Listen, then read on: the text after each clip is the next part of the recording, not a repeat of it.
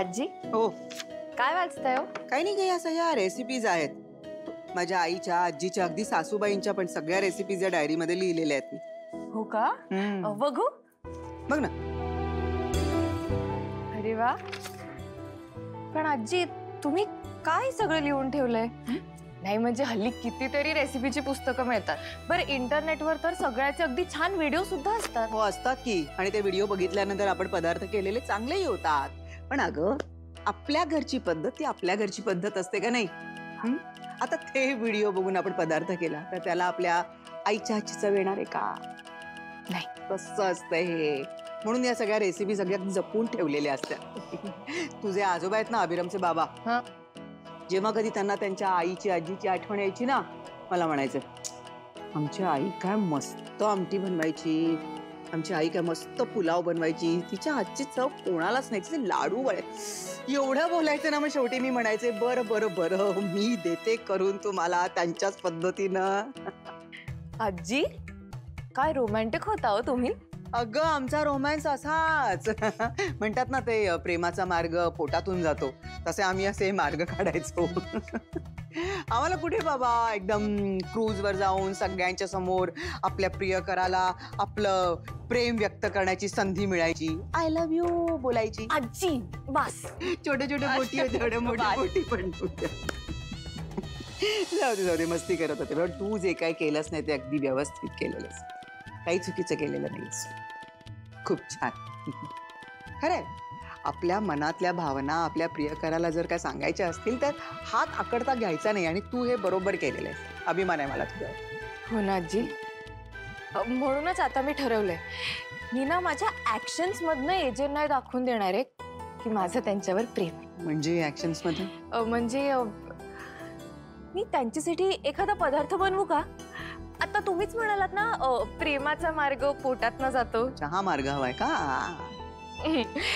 आजी या पुस्तकातनच एखादी रेसिपी बघू का? हा कोणत्या रेसिपी तुला आवडते ती करूया. आजी अहो किती रेसिपी आहेत, कुठली करायची ठरवेपर्यंत संध्याकाळ होईल. हरकत नाही. आम्ही एवढा उत्साह एकदम अति आहे तो तुझा. जर आम्ही तुला सांगते काय करायचं ते, तू एक काम कर. अभिरामला ना एक आमटी आवडते, आणि मला असं वाटतं की तू ना छोट्या छोट्या पदार्थांपासून सुरुवात केली पाहिजे. हे काय दादा, अरे या किमतीत आपलं किती नुकसान होईल तुला कळतंय का? या किमतीमुळेच टेंडर मिळाले आपल्याला, नाहीतर ते बाबांना मिळालं असतं. अरे दादा मार्केटमध्ये आपले कॉम्पिटिटर बाबा आहेत. तर तूच सांग मला, या प्राइस मध्ये आपण त्यांच्या एवढी क्वालिटी देऊ शकतो का? नाहीच करायची. म्हणजे आपला जम बसलेपर्यंत आपल्याला इतर गोष्टींचा विचार नाही करायचा आहे. फक्त आपल्याला कामं कशी जास्त मिळतील त्यावर फोकस करायचं. अरे दादा हा काय बोलतोय? दादा तुला कळतंय का, अशाने आपल्याला कामं मिळतील पण ती टिकतील कशी? हे बघ मला असं वाटतं यावेळी ना आपण क्वालिटीवर फोकस करायला हवा. क्वालिटी मेंटेन करणं आता तरी परवडणार नाही आपल्याला. अरे मग अशाने आपलं नाव खराब होईल मार्केटमध्ये. अरे पण एक मिनिट, तुम्ही दोघं भांडणं करू नका. आणि हे बघा तुमच्या दोघांचेही मुद्दे बरोबर आहेत. क्वांटिटी आणि क्वालिटी हा अख्ख्या जगाला पडलेला प्रश्न आहे. या सगळ्यातनं आपण मध्य काढण्याचा प्रयत्न करू शकतो ना.